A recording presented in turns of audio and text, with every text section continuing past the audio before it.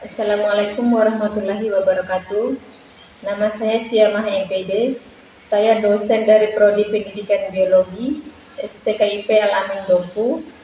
Pada semester ini saya ditugaskan untuk mengampu mata kuliah media pembelajaran dengan bobot 2 SKS. Nah, adapun pencapaian pembelajarannya yaitu yang pertama, mahasiswa mampu menjelaskan arti sumber belajar dan arti media pembelajaran, perbedaan sumber belajar dan media pembelajaran, fungsi dan peran media pembelajaran, ragam media pembelajaran, pengembangan media pembelajaran, evaluasi media pembelajaran, multimedia pembelajaran interaktif, teknik penggunaan media pembelajaran kontekstual berbasis informasi teknologi, model pembelajaran berbasis e-learning, dan perencanaan pembelajaran menggunakan media untuk jenjang MI atau SD.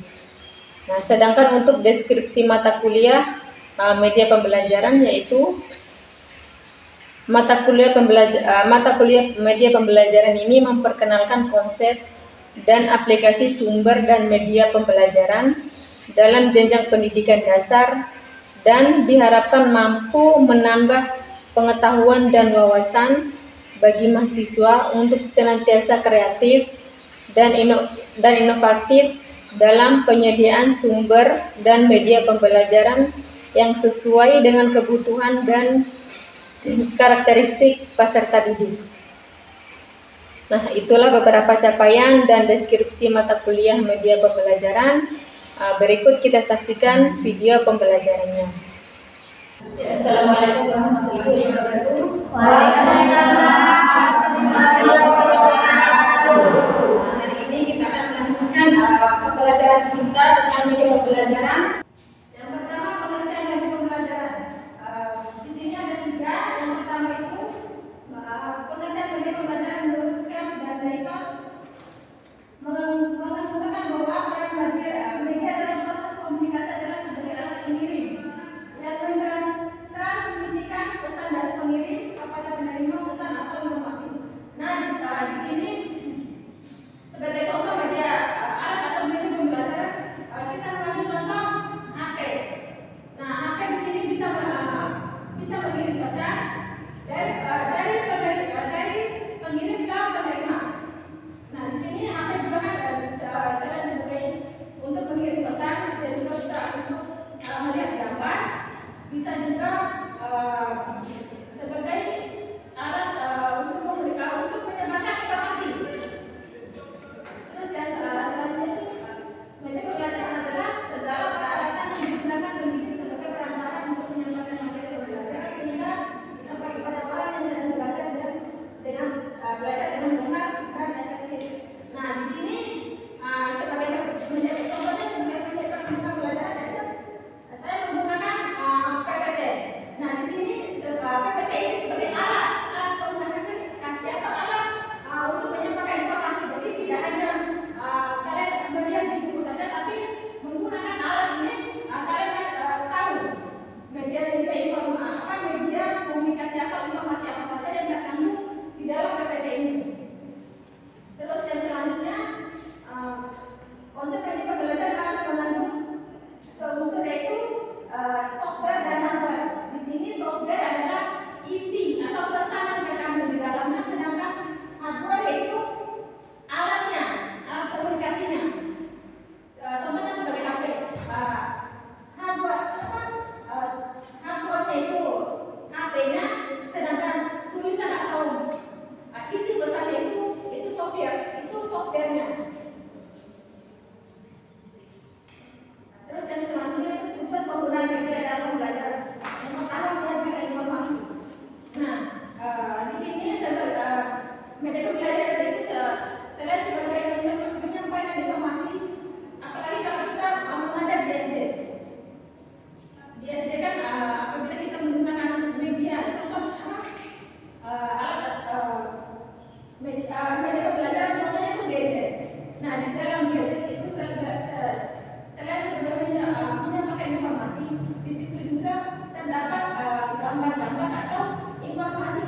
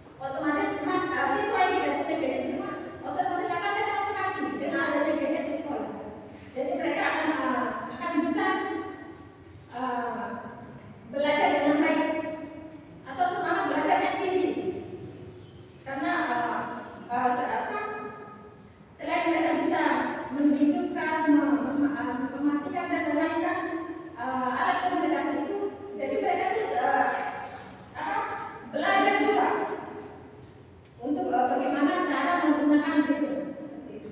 Terus menciptakan aktivitas belajar. Nah, di sini menciptakan aktivitas belajar ini sebagai selain sebagai penyedia informasi, gadget juga itu sebagai sarana untuk siswa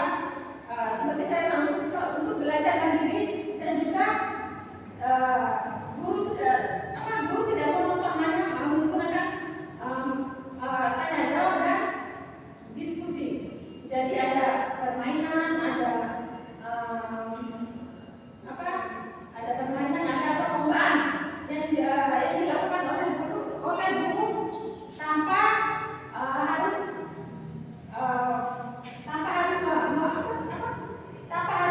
banyak berbicara menjelaskan materi yang disampaikan oleh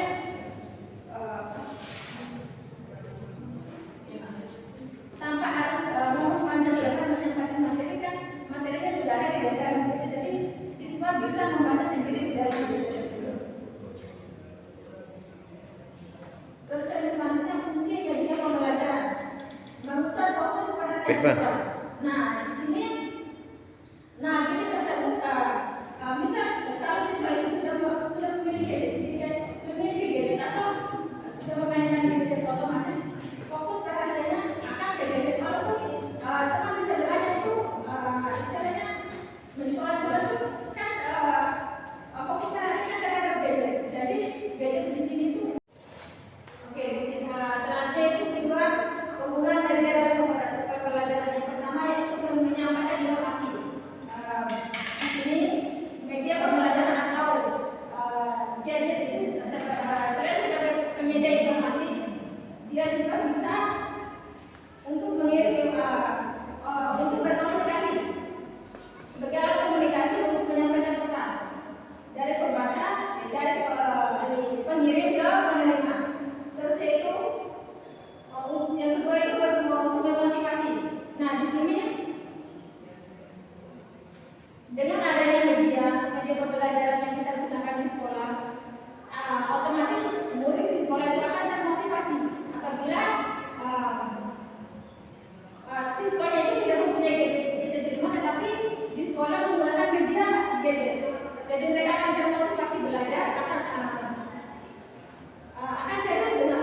serius belajar sehingga bisa mencapai tujuan belajar. Terus yang selanjutnya itu menciptakan aktivitas belajar. Nah, di sini selain sebagai penyedia informasi, media pembelajaran juga untuk menciptakan aktivitas belajar. Maksudnya siswa bisa mencari sendiri informasi. Jadi guru tidak hanya untuk menyampaikan informasi melalui media tanya jawab saja dan ceramah, tetapi siswa bisa mencari sendiri informasi yang ada di dalam gadget. Seperti itu. Terus yang selanjutnya fungsi media pembelajaran. Yang pertama mengusap fokus perhatian siswa. Di sini ada tahu nggak? Mengusap fokus perhatian siswa itu seperti apa? Untuk mengusap fokus perhatian siswa. Oke, nggak ada yang tahu? Mengusap fokus perhatian siswa. Misal kalau kita memberikan siswa itu media, contohnya gadget. Jadi perhatian siswa itu akan fokus pada gadget. Walaupun ada temannya yang manggil atau yang soal-soal di samping kan tidak mendengar. Kalau fokusnya hanya untuk gadget, untuk belajar yang ada di dalam gadget. Jadi gadget ini fungsinya untuk memfokuskan perhatian siswa. Yang kedua mengunggah emosi dan motivasi siswa. Nah, di sini bagaimana respon siswa ketika kita menggunakan media pembelajaran? Bagaimana respon siswa ketika kita memberikan alat bantu atau media pembelajaran berupa gadget itu? Jadi untuk memotivasi siswa ini, jadi gadget itu selain sebagai untuk media komunikasi, untuk belajar, jadi dia bisa untuk merespon balik umpan siswa seperti itu. Jadi siswa ketika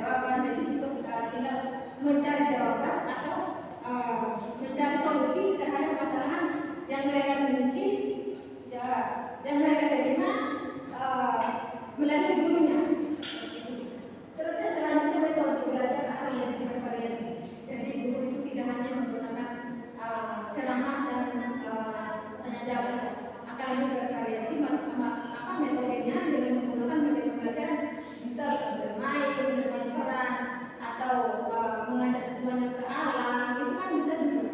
Selain bisa meyakinkan siswa juga tidak membuat siswanya itu jenuh atau bosan di kelas terus. Jadi harus diajak ke alam, harus bisa meyakinkan siswa juga. Terus yang selanjutnya, siswa dapat lebih banyak melakukan kegiatan belajar seperti mendengarkan budaya hidup. Jadi di gadget itu pula walaupun sebagai penyedia informasi, mereka bisa menonton, bisa menonton, bisa mengenai informasi yang ada di dalamnya. Jadi tidak selalu gurunya yang menyampaikan informasi dan tidak selalu gurunya siswanya mendengarkan dari guru, tapi ada media yang mereka gunakan. Terus yang selanjutnya jenis media pembelajaran. Di sini media visual. Media visual ini hanya mengandalkan, contohnya seperti apa?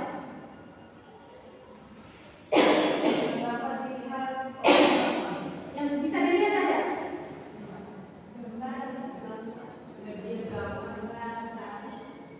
Oke.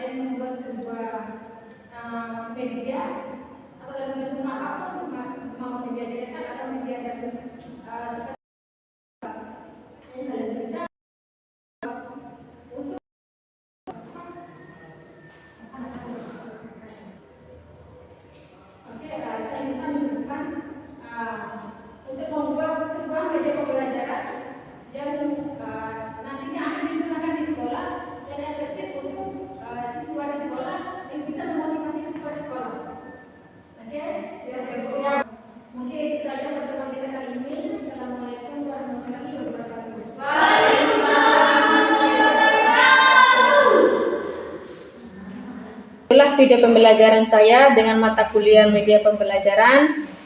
Semoga apa yang saya sampaikan dapat bermanfaat. Wabillahi taufiq wal hidayah. Wassalamualaikum warahmatullahi wabarakatuh.